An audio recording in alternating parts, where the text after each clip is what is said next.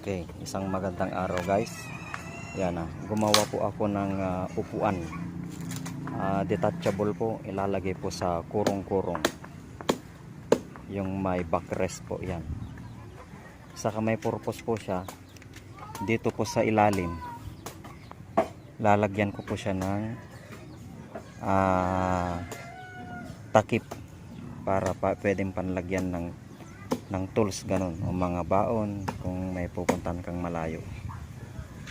Hindi pa po siya tapos pero yan, okay na siya. Simple lang guys. Yung mga retaso na kahoy ginawak ko yan.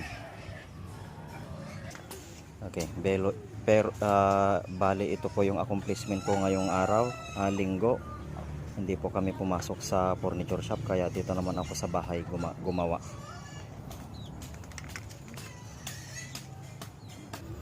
Okay, dito ko po siya sinukat guys. Sinukat ko po dito. Kaya testing natin guys kung kasya siya. Kung ano yung itsura niya. Yan, okay na guys. Saktong-sakto po yung sukat natin guys. Yan. Ayan na siya guys.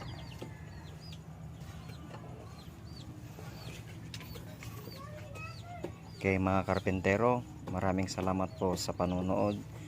Please like and share. Thank you guys.